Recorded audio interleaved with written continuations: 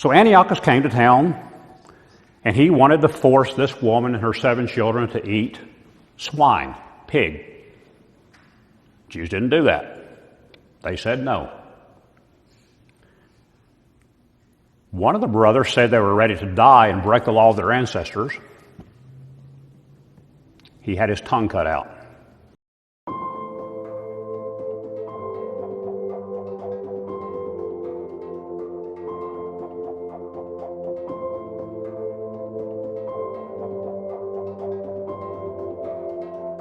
Chapter 6 begins the revolt of the Maccabees.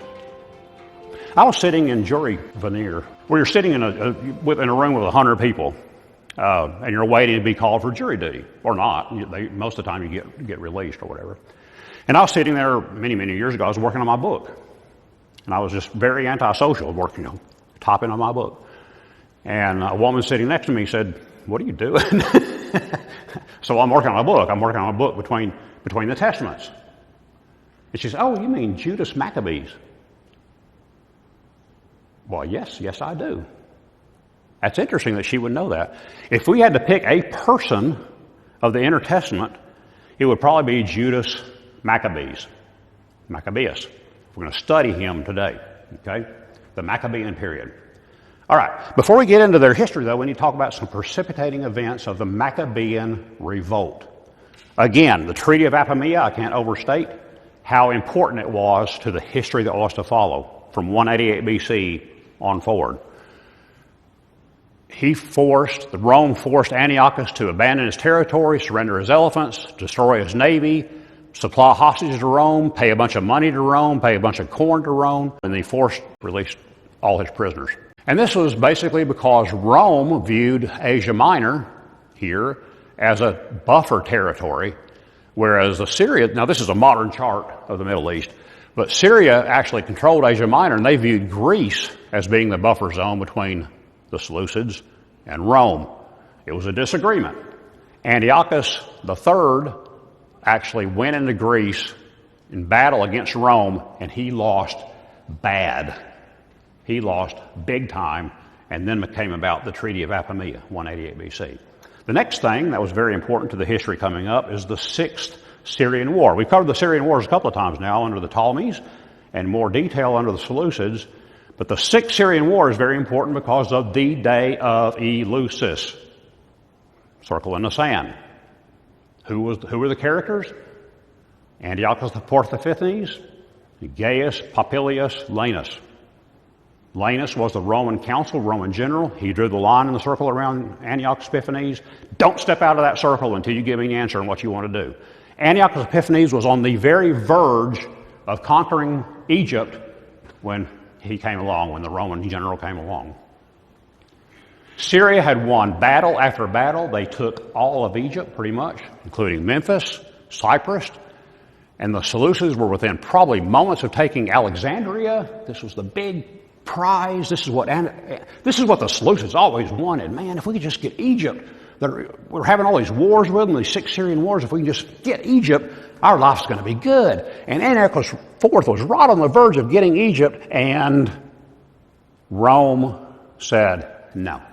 That's going to make you too powerful, Seleucids. We can't have that. The line in the sand came along, the day of Eleusis, and Antiochus IV had no choice. He remembered the Treaty of Apamea. You know why he remembered? He was 12 years as a hostage in Rome. He knew what Rome could do. He had no choice. No matter how bad he wanted Egypt, he had no choice. He had to give up his dreams of taking Egypt. Okay?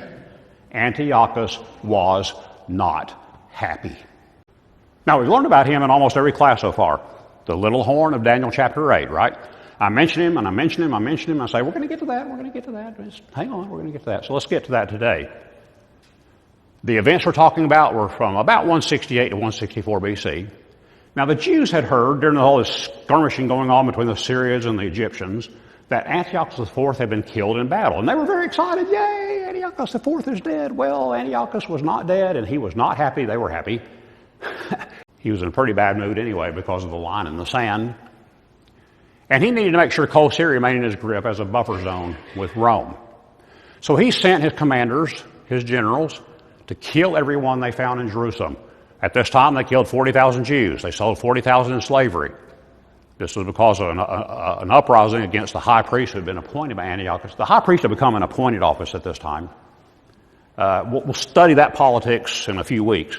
We'll study the very serious politics of how the high priesthood went from a line of succession from Aaron to a political office that was appointed by Herod the Great or Herod, whoever.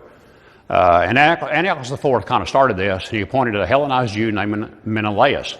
And the Jews uprose over that, and he sent in, and 40,000 were killed, 40,000 sold in slavery. He plundered the temple of all its treasure. Apollonius later came and attacked Jerusalem on a Sabbath day and killed 40,000 Jews. This is in addition to the 40,000 that were killed earlier. He decreed that all should be one people, and that all should give up their particular customs. He tore down Jerusalem's walls. The Jews called him Antiochus Epiphanes, the mad man, whereas he self-styled himself as Antiochus Epiphanes, the illustrious. They had a disagreement on his personality. He forbade circumcision. He disallowed the Sabbath and feast days. He demanded shrines be built to Greek deities. He destroyed, burned, or defaced all copies of Scripture. He commanded that everyone everywhere worship Greek gods. I want to go into one detail of a story that's told in 2 Maccabees, chapter 7, about the woman and her 7 children.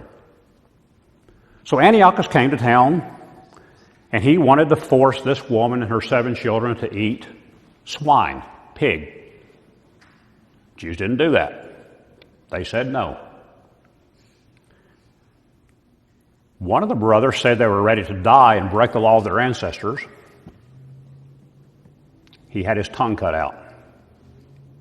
He was scalped. Now, I don't think there's any children in here, but he was scalped, had his hands and feet cut off, and then he was put in a cauldron on fire and fried. The second son dispatched just like the first. The third son stuck his tongue out. Here's my tongue, cut it out. They did. And they dispatched him like sons 1 and 2. The fourth, fifth, and sixth sons dispatched just like the first. Antiochus practically begged the woman to talk to her 7th son. He offered him riches. He offered him to be friend of the king. He offered him that he would be trusted with public affairs. He begged the mother to speak to her son, and she did. In Aramaic or Hebrew, she said, "Do not fear this butcher, but prove worthy of your brothers." And 2 Maccabees tells us that the king handled him worse than the others. Now, I'm old enough to have several friends who have lost children, some of whom are my wife. I lost my wife back in 1998. And her parents, I just grieve with them all the time. He's passed on since then, but her mom is still alive. I can't imagine what that's like. I've not lost a child, but I can't imagine what it's like. She lost 7, and she would not capitulate, and she ended up losing her life as well. That is one story among dozens and dozens that are recounted in the books of 1st and 2nd Maccabees. This is the little horn of Daniel chapter 8. Antiochus Epiphanes, an evil, evil man. He threw 2 mothers from the city wall for having had circumcised her children. He set up an image of the Greek god Zeus on the altar on the Temple Mount and rededicated the temple to Zeus. He desecrated the Samaritan temple on Mount Gerizim up in Samaria, and rededicated to Zeus, the friend of strangers. He offered a pig on the altar on December 16th, 167 BC. He forced Jews to eat swine. That was completely against their upbringing, their religion, their teachings. He forced Jews to participate in drunken orgies associated with the god Bacchus. He even flogged an ancient scribe to death, Eleazar, when he refused to eat swine, pigs. He built the Seleucid Akra in 168 or 167. If you want to read those stories, go and read 1st Maccabees and read 2nd Maccabees. Very disturbing if you read some of the details of what he did. Very, very disturbing. A very mean, evil person. Although he didn't think of himself that way, as we'll see as we go on. Now, the Seleucid Akra, I just mentioned that he built that in 167-ish, is on the southern end of the square Temple Mount in Jerusalem. If you're at my Sunday morning night thing 5-6 months ago now, I guess, whenever it was, we spent one of the classes, the Sunday night class, on the temple and all the structures that were on the Temple Mount and when they destroyed and that kind of thing. So this slide is from that. So the Seleucid Akra was built on the southern side of the Temple Mount between the halted gates, and whereas normally all the fortresses of the Temple Mount were built on this northwestern corner up here. That's because, if you remember the city of David from my talks, this part and this part and this part, the eastern, southern, and western parts of the Temple Mount were very well defended. Remember, there were deep ravines around, the Kidron Valley, the Hinnom Valley, etc. Okay? That's Hyropian Valley that ran down the center of Jerusalem. Very well defended on these three sides. Not so much on the north side. That's why fortresses were always built on the northwestern corner of the Temple Mount until the Seleucid Akra. The Seleucid Akra was built not for defense, but for keeping an eye on the Jews. It was built higher than the Temple Mount. Now, Temple Mount's pretty high. If you go there today, it's pretty high above the city. It was above the upper city. It was above certainly the lower city down here.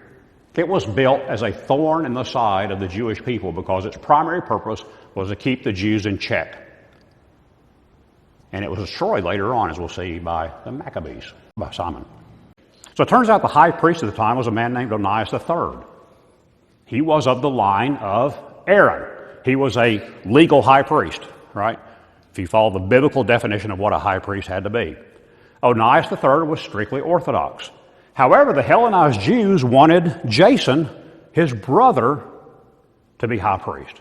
Now remember where Orthodox Judaism and Hellenized Judaism started the conflict, back with Alexander the Great, right? So we see that seed planted with Alexander the Great, and we see that seed has germinated into this group of Hellenized Jews, a bunch of them, and this group of Orthodox Jews, a bunch of them, and they're doing this.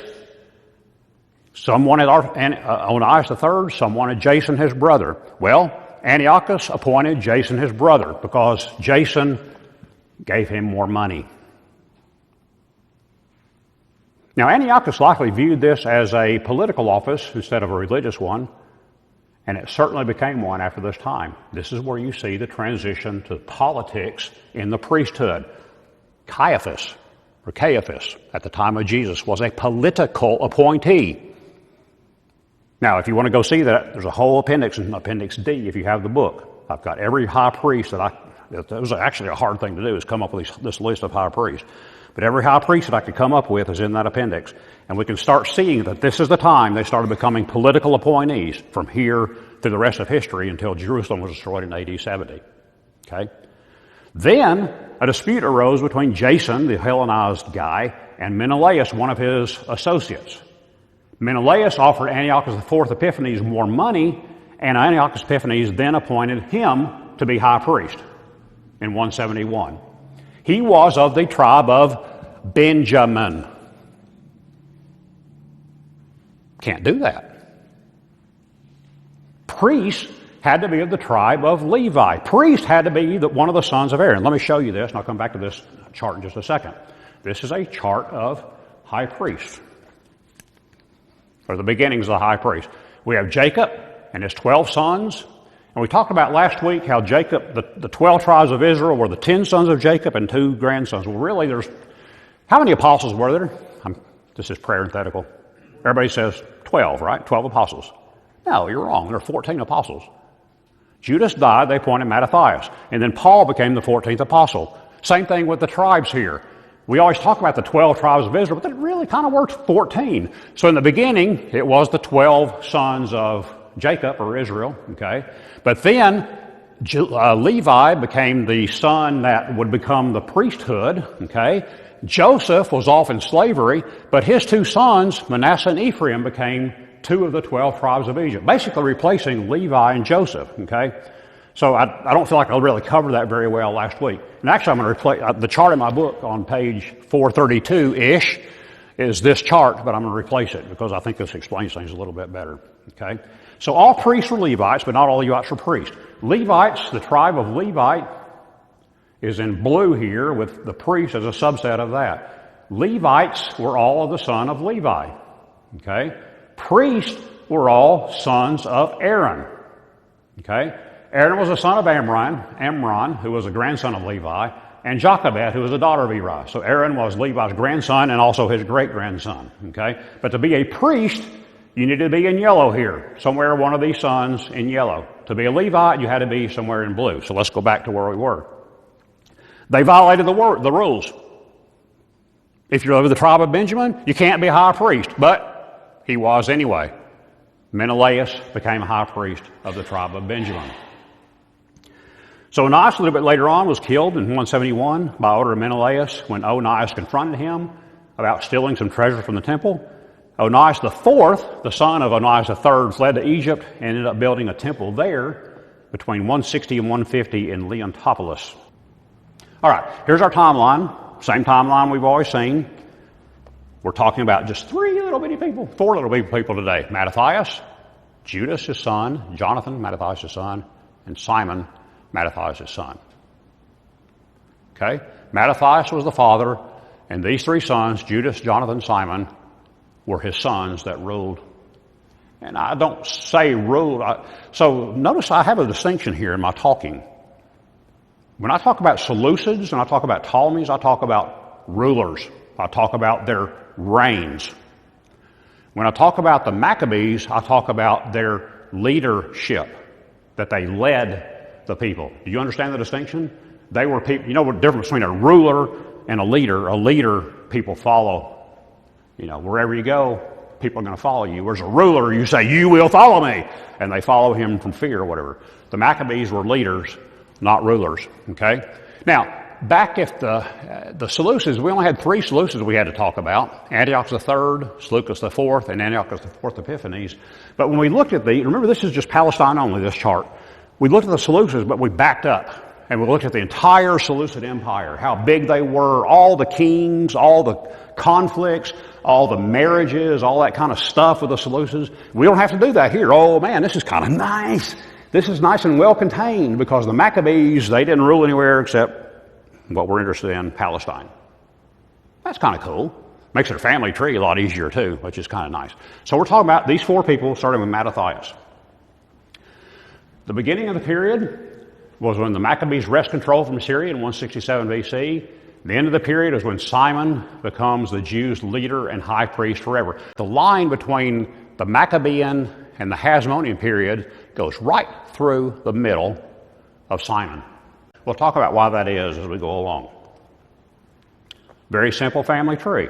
You could ignore everything in gray below. Those are the Hasmoneans. The Hasmoneans were family tree descendants of the Maccabees, but they were a different period. And we'll talk about what makes the Hasmonean period different from the Maccabean period, even though they were family members.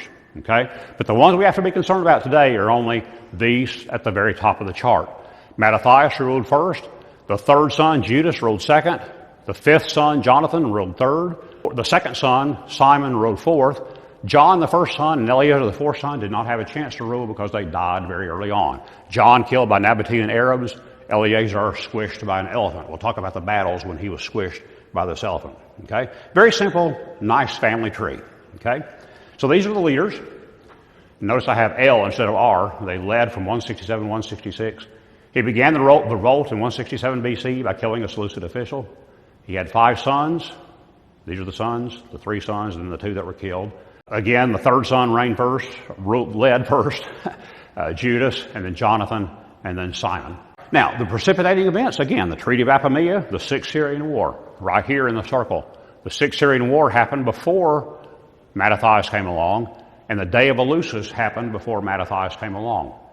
Had nothing to do with the Maccabees whatsoever, except for how that changed Antiochus' attitude, okay, and what he did to the Jews. What he did to the Jews because of this attitude change forced on him by the Romans is what precipitated the Maccabean Revolt. Now, have them lined up here, the four leaders with all the rulers of the Seleucids and all the rulers of the Ptolemies. Okay?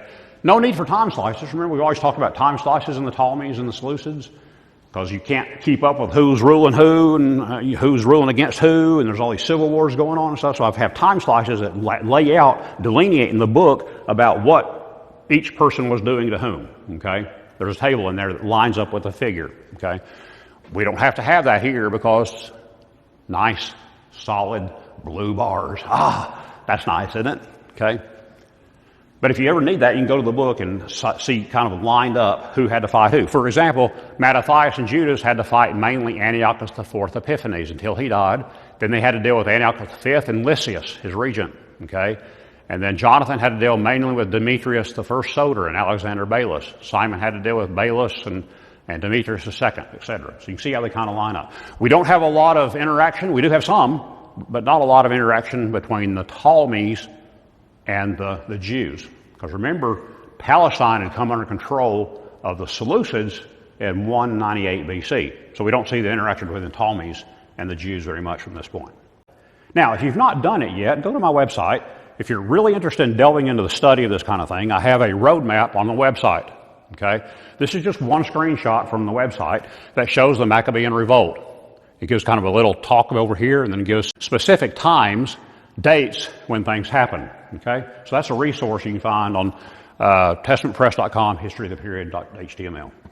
Okay? So the battles of the Maccabees, I'm going to step through each one of the battles. There were 40 of them. We'll step through actually pretty quick. But we'll notice as we go along that there was a tit for tat. The Jews would attack, or the Seleucids would attack, and the Jews would win. Then the Seleucids would attack, or whatever, and the Seleucids would win. And a lot of time, most of the time, the Seleucids would attack, and the Jews would win. The Jews would win. Seleucids would attack, and the Jews would win. and it really lined up. Out of the 40 battles, the Jews won 32. The Seleucids won 6, and there were 2 draws, maybe 3 draws, depends on how you look at it. Okay, but the Jews won the overwhelming majority of the battles. Okay. They're described in 1st and 2nd Maccabees. You can go read that. You can go buy a King James Bible today with 1st and 2nd Maccabees in it if you want to do that. The Jews were likely successful because even though the Seleucids were better trained, even though, despite their downgrading by the Treaty of Apamea, the Seleucid forces were frequently tied up elsewhere in Parthia. Remember the Parthian Empire last week we talked about? They were on the eastern front of the Seleucid Empire. So they were getting bigger and bigger as the Seleucids were getting smaller and smaller. Okay, so Seleucid Empire was mainly concerned about the Parthians, okay, to their east. This little just revolt going on down in Judea, down in Palestine, was not that big of a deal to them. They also reviewed it as kind of a just minor inconvenience, really. Now, on the following charts, we're going to go through all the battles. So Gentiles on the scorecard really means Seleucids and others. Could be Nabateans, could be other Gentiles in other cities. I mean, there's a whole range of people it could be. So I have that as Gentiles as opposed to Jews. Battles are in parentheses and treaties are dot numbered, 1 dot, 2 dot, 3 dot. And boxes in red are historically important events. So let's start out with Papa Mac, Mattathias. Okay, he was the leader of the Maccabean Revolt. Now, I've talked about this before, but I'm going to go back through the details just a little bit before. People from Antiochus came into the town of Modin, which is right between Tel Aviv, or then Joppa, and Jerusalem, to you. Okay. Actually, on the road, when we took a cab one time from Tel Aviv, when we came in Tel Aviv, took a cab to Jerusalem, I saw Modin on the roadside. Modin, exit this way. And I thought, oh, that's so cool. I never thought I'd actually see that. We didn't go to actually Modin, but I saw the exit from Modin. But this is where it happened, in the little town of Modin. Okay?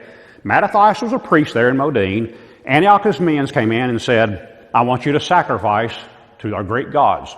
He was the leader there, and they always chose the leader to kind of get the people to go along with things. Mattathias said, I'm not going to do it. I'm just not going to do it. Well, we know what's coming for him, right? I mean, what always happened was they would end up killing the person who did that. Well, one guy knew this. They had all the Jews gathered around. One guy stepped out and said, I'll do it. I'll sacrifice. Just please don't kill him. I'm reading some into the text there, but I get kind of the feeling that he was saying, we really respect Mattathias, please don't kill him, I'll do it. This inflamed Mattathias. This made him so mad, he actually rushed upon the guy and he slew him right there on the altar. And then Mattathias and his sons grabbed these these Syrians, these people from Antiochus IV, and slew them where they stood. And then they scattered out to the wilderness. Now, a couple of other points before we move on to the battles. Mattathias' great-grandfather was named Hasmoneus, or Hashmon. This is where we get the name Hasmonean that we're going to talk about next week. Okay? The Hasmoneans were the follow-on to the Maccabees. Same family, different periods of history. Okay? He had two battles in Table 6-2, and he had no peace treaties. So this is what the chart looks like in the book, and I figure there's no way I can talk to this in class today. First of all, you probably can't really see it. So I decided to break it out into individual battles. So here we have a map that's to the west of the Jordan River. The Jordan River is right here. And the Dead Sea, so this is down centered around Jerusalem. Jerusalem is about 2/3 of the way over between the Mediterranean and the Dead Sea. Okay, the green area is what was converted or captured by Judas. Okay, Judas Maccabeus the hammer.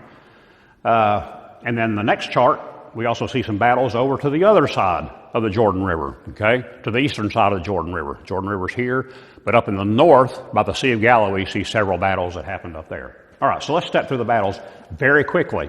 Okay, so red boxes are important. So we'll step quickly through the boxes that aren't red, but we'll stop at the red boxes that are important. So we find the revolt that happened here in Modin with Mattathias and his sons. They killed the Syrians and they fled to the woods. Okay?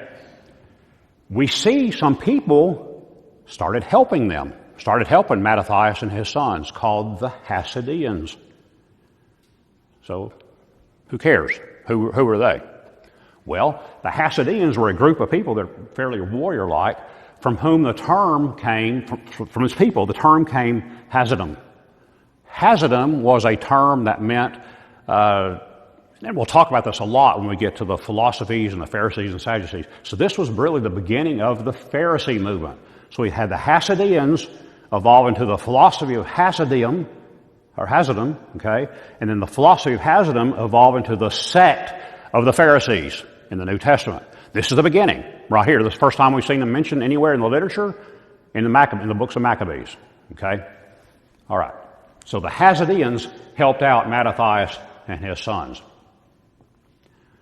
Battle number 2. By the way, down here in the bottom, we're keeping score. The Jews have won 1. The Gentiles have won 1 at this point.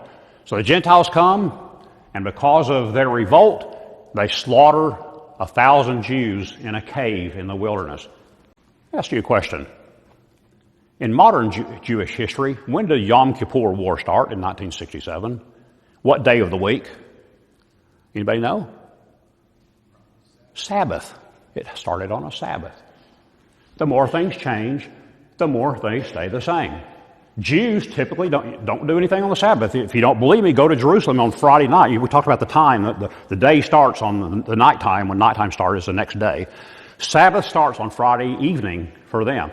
Try to get a cab in Jerusalem on Friday evening. The prices go way up because Jews aren't driving them. You're going to have to get an Arab cab at that point. Okay? The Jews don't do very much on Sabbath. What a great time to attack them. They sat in the caves and they let themselves get burned up by this attack by the Syrians. And at this point, Mattathias said, you know what?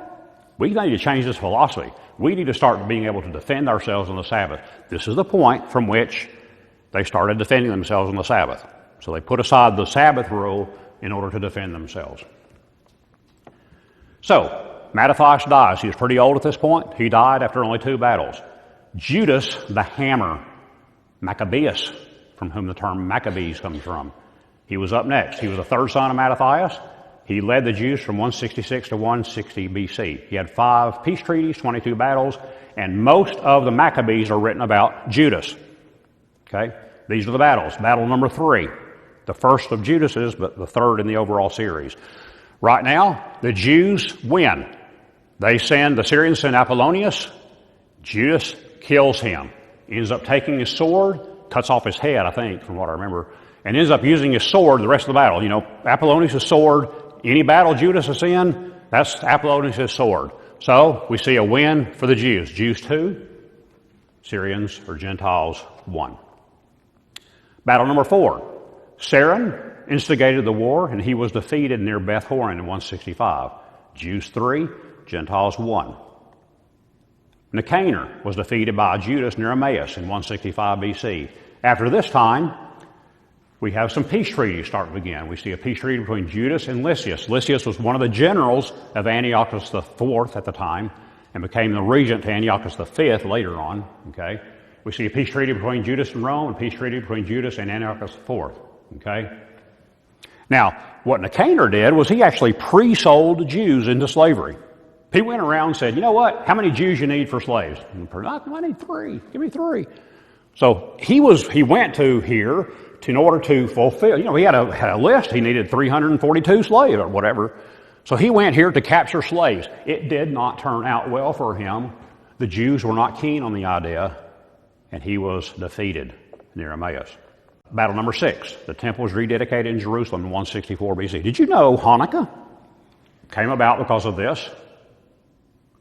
Did you know also that Hanukkah is the only Jewish holiday that has its roots in the Intertestament times? All the rest have their roots in the Old Testament times, except for modern Jewish holidays like the founding of the modern state of Israel and Remembrance Day and that kind of thing. So except for those holidays, all the biblical type holidays, all rooted in the Old Testament, except for Hanukkah that happened at this time. This was because of the rededication of the temple in December of 164 BC. Battle number 7, some general battles between Judas and the Gentiles. Battle number 8, battles between Judas and the Gentiles in Joppa and Jamnia. The Jews win. Jews 7, Gentiles 1. Battles number 9, various battles around. The Jews win 8-1, Jews and Gentiles. On the other side of the river, we see several towns taken by Judas and Jonathan. Those are the names of the towns. Next up, we see Timothy's army. Timothy actually had been caught earlier by the Jews and then released, but he kind of kept being a thorn in the side of the Jews. They shouldn't have released him. They should have just gotten rid of him probably at that time. So the Syrians under Timothy instigated this, and Timothy was defeated, and he fled to Carnaeum.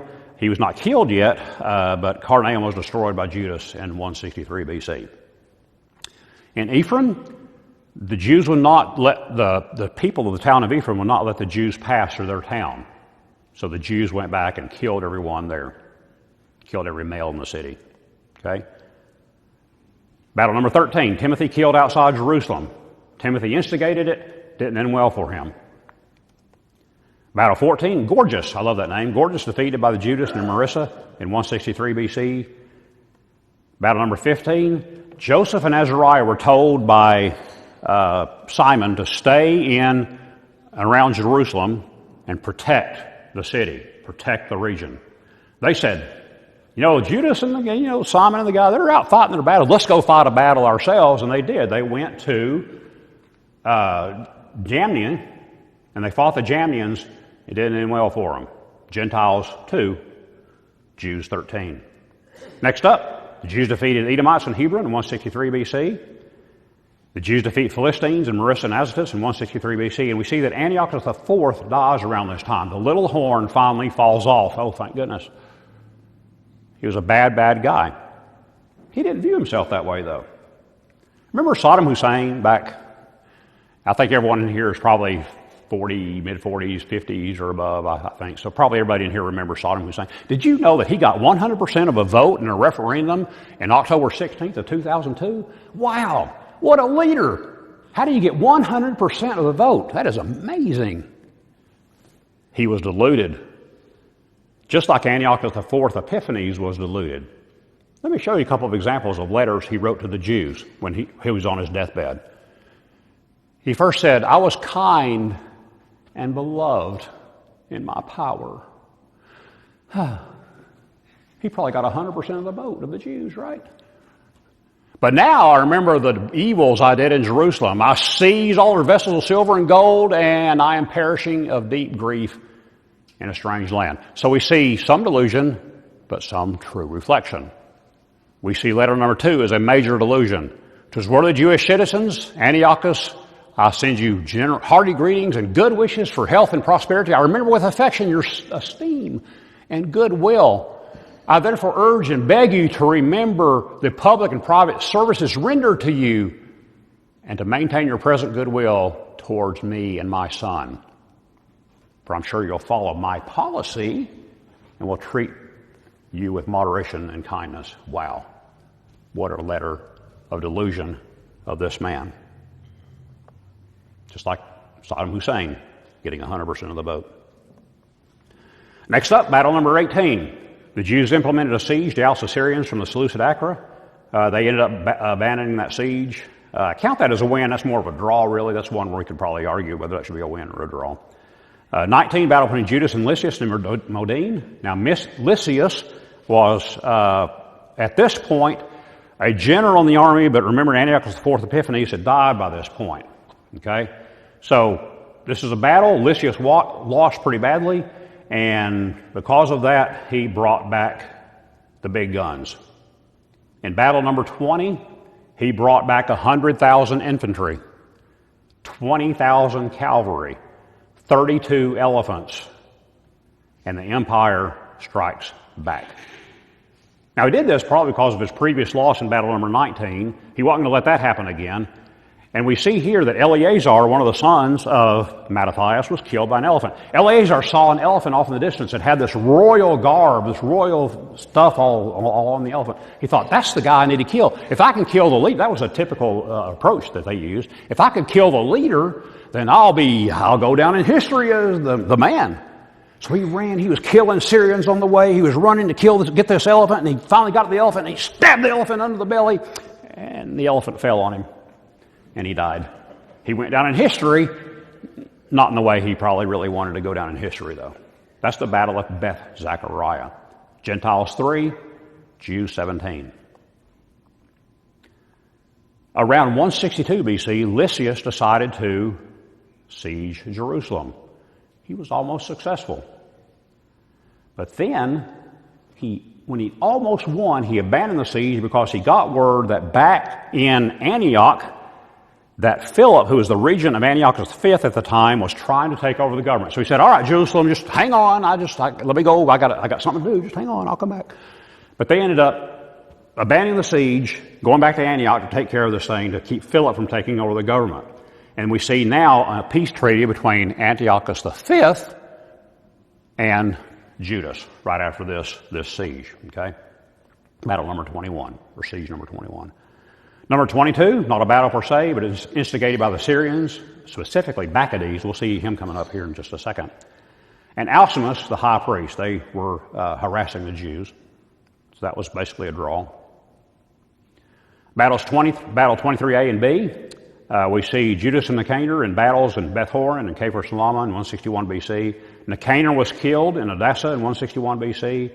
And this all was instigated because Demetrius I, who was the ruler of the Syrians at the time, the Seleucids, he ordered that Nicanor kidnap Judas basically and send him back to Antioch as a prisoner. Judas was not keen on the idea, and he cut off Nicanor's head. Okay. After this, we see a peace treaty between Judas and Rome. Now, by the way, if you want to delve into the details of all this, there's tables in the book that go into the details of all this that you can get lost in pretty quick. Battle number 24. This was a big one. The Battle of Elasa in 160 BC. The hammer got killed. It was instigated by the Syrians when Demetrius I Soter sent Maccabees back to Jerusalem, and it was a retaliation for Judas cutting off Nicanor's head, and Judas was killed in this battle. Let's look at the details of this battle. Each dot here, each of these small dots, represents 20 men. This is the Syrian army in blue, the Jewish army in red. Notice they had 20,000 infantry compared to 2,500 infantry for the Jews. The cavalry the Seleucids had were 2,000 versus 500 for the Jews. Each dot here represents a horse and a man, a cavalry unit. Okay? If you were on a battlefield facing that, what would you do? I'll tell you what most of them did. They fled. Probably what I would do, honestly. They fled. Judas was left with about 660 infantry, about 140 cavalry against this gigantic army. It did not end well for Judas. This is the way it happened. First of all, we have the clash of the foot soldiers. And I can't imagine anything going well for the guys in red here. They just had to have been overwhelmed and killed almost immediately just because of the sheer numbers. Okay? But Judas' modus operandi was always to pursue the leader.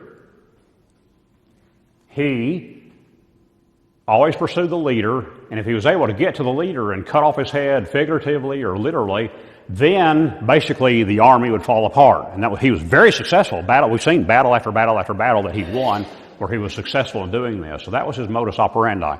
So he and part of the cavalry went and started pursuing Maccabees and the cavalry. Maccabees had studied his tactics at that point, though. He knew that his modus operandi was to do that. So Maccabees likely feigned a retreat. And Judas said, "Aha, have you now?" And Judas continued pursuing him. Unbeknownst to Judas, though, was Maccabees had a plan. And his plan was, this cavalry was not even needed. Notice how overwhelming this battle was going here. It wasn't going well for them at all.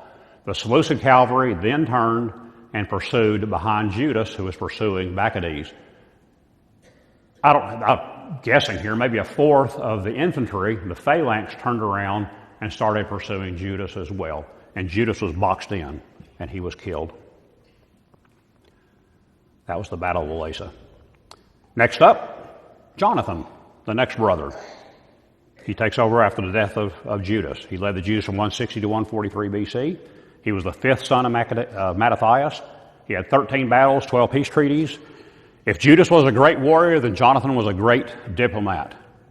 Now, luckily for us, 2nd Maccabees ends before Jonathan takes over, because 2nd Maccabees really kind of gums up the works. It's really confusing if you try to kind of mesh 1st and 2nd Maccabees about what Judas was doing. It's a really hard thing to do.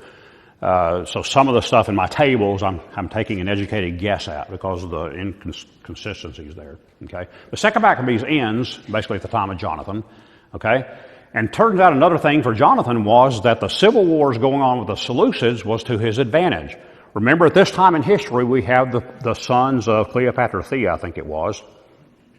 We saw that chart with the blue on one side and the brown on the other, and we have see the civil war between the browns and the blues. We see civil war happening in between, even within a region, and we saw multiple colors in the timelines and the slices. Remember that when we talked about the Seleucids? Okay, so there's a lot of stuff going on in the Seleucid kingdom that was advantageous to Jonathan. That's why he has so many peace treaties, because everyone was appealing to Jonathan for his support in their civil war against their brother or their half-brother or or sister or whatever it happened to be. Okay, so he secured a bunch of peace treaties with both the Ptolemies and the Seleucids at one point or another, and everyone was one-upping each other trying to get Jonathan's attention. So this is what the Jonathan's battles looks like in the book, but let's step through them. 160 was not a good year for the Jews. Judas had lost. He was killed in the Battle of Emmaus, and then John was killed by Nabatean Arabs. I'm not sure the timeline of this. It was soon after the Battle of Emmaus that John fled to the Nabateans down here in Medeba and asked for their help. They killed him for their baggage, Maccabees tells us, in order to steal their baggage. And we see a beginning of tit for tat. John was killed by the Nabateans. The Jews attacked the Nabateans' wedding party in the wilderness of Tekoa. Now, it wasn't just any wedding party. It was the family of Jambri. The family of Jambri is the one who stole their baggage. Okay? So they retaliated, attacked a wedding party, completely wiped them out, and then we see tit for tat. Maccabees attempt to avenge the wedding party, attacks the Jordan River. The Jews win that one, 20-5. We see next, Maccabees defeated by Jonathan and Bethbassi in 158 BC. We see several peace treaties happen. Jonathan Maccabees, Jonathan Demetrius, Alexander Baelus, Demetrius again, Ptolemy VI, Alexander Baelus again. Again, because of these civil wars going on in Syria, we see a bunch of these peace treaties happening with Jonathan. And they had 13 years of rest after the defeat of Maccabees by Jonathan Bethbassi. Okay, yay Jews. Didn't last long, 13 years. In 145 BC, we see Apollonius, different Apollonius than we saw before. He comes and instigates the war, and this is basically an attempt by Demetrius II, one of the Seleucid kings, to get Jonathan out of the way, basically. Okay, Apollonius is defeated here, and we see a treaty between Jonathan and Alexander Belus, another one of the Syrian rulers. Next up, a siege of Akra in Jerusalem by Jonathan. Demetrius II demanded that Jonathan stop the siege, and Jonathan said, no, not going to do it. Not going to do it. Somewhere along the way, I don't really know how, but Jonathan and Demetrius became friends. And Demetrius voluntarily took his troops out of the Akra under the leadership of Jonathan. And we see a treaty between Jonathan and Demetrius II. Next up, this is when the troops were removed from the Akra. It's right before this next battle. Okay? So when they became friends, Demetrius ordered the troops to be removed from the Akra, treaty number 13. Okay? Battle number 31, Jonathan assisted Demetrius in Antioch. Now, it turns out that everything was kind of peaceful at the time, and Demetrius ended up dismissing all of his soldiers from duty because things were peaceful. Everything was good in the kingdom, right? The soldiers did not like that. They revolted, and this is a case where Jonathan went back and helped Demetrius basically save him from his own soldiers. We see then a treaty between Jonathan and Antiochus VI as we're stepping through the kings of Syria. Okay. Another minor battle, we see Jonathan burning down Gaza in 144. He besieged Beth Zur in 144. We see the wind stacking up for him. Jonathan defeated more officers of Demetrius, more of these dismissed soldiers. We see peace treaty between Jonathan and Rome and Jonathan and Sparta after this battle. We see Jonathan defeating the Zabadeas in the region of Hamath in 144 BC. And we see the Jews attack Joppa, another win for the Jews in 144, 29-5, Jews versus Gentiles. We see Tryphon, peace treaty, it's a 17 dot, so that's a peace treaty. Tryphon and Jonathan met for battle one time. And Jonathan's forces were so strong that it just frightened Tryphon. Remember, Tryphon was one of the usurpers of the Seleucid Empire. He was so frightened that he said, here, how about a peace treaty instead? And Jonathan said, all right, I'm into peace treaties. I can add it to my peace treaty list and take it off my battle list. That's good. So they agreed to this peace treaty. Tryphon tricked him into coming Ptolemais with just a few of his men, and Tryphon ended up taking him hostage and then killing him a little bit later on. Okay? Bad move. After the death of Jonathan, next up is Simon, the Jewel, the second son of Mattathias. He had 3 battles and 5 peace treaties. This is the chart in the book, and this is the way they looked. First of all, Simon besieged and captured Gezer in 142 BC. My favorite city name ever, Gezer. It's like, let's go to Gezer and have some chitlins. I don't know, some of you may like chitlins. I'm not a big fan, I guess, but that just sounds like a city you would go and have chitlins, doesn't it? Go to Gezer. Anyway, they besieged and captured Gezer in 142 BC. And next up, we see a peace treaty between Simon and Demetrius, peace treaty number 18. Jews 30, Gentiles 6. Next up, Simon besieged the Akra in Jerusalem, and he actually expelled them. So notice that all 3 sons besieged the Akra at different times, and they had different levels of success. Jonathan had success in peacefully removing the troops, but then they came back under later leaders, Syrian leaders, and then Simon besieged the Akra and actually kicked them out once and for all in 141 BC. We see peace treaties between Simon and these folks, Rome, Sparta, Antiochus VII, and Lucius, who was a consul of Rome. Next up, a couple of battles in Kidron and Azotus. The Jews win those. And then sometime in this point, remember, all 3 sons had been battling, trying to get rid of the Akra, trying to get the people out of the Akra. Simon finally said, you know what? The only way we're going to keep them from actually going in and taking over the Akra, because it just kept happening over and over again, let's level it. So they did.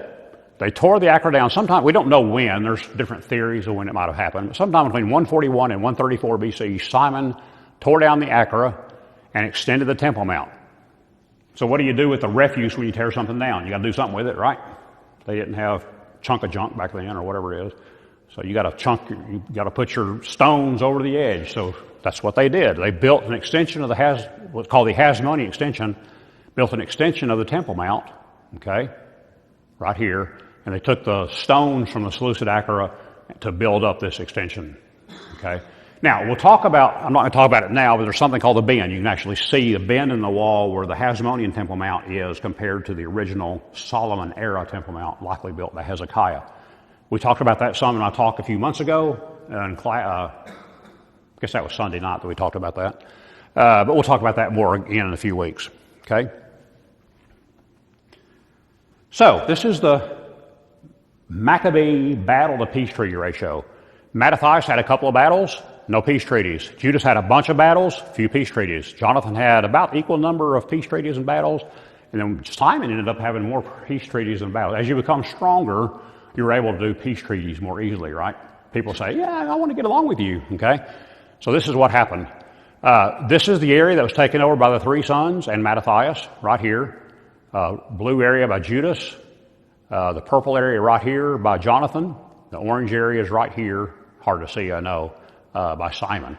The area here is what we're going to talk about next week, under the Hasmoneans. We'll see the different dividing line between the Maccabees and the Hasmoneans. It's confusing, I know, because the family tree is the same. The history is different. Thank you all for being here. See you next week, I hope. It's getting good now.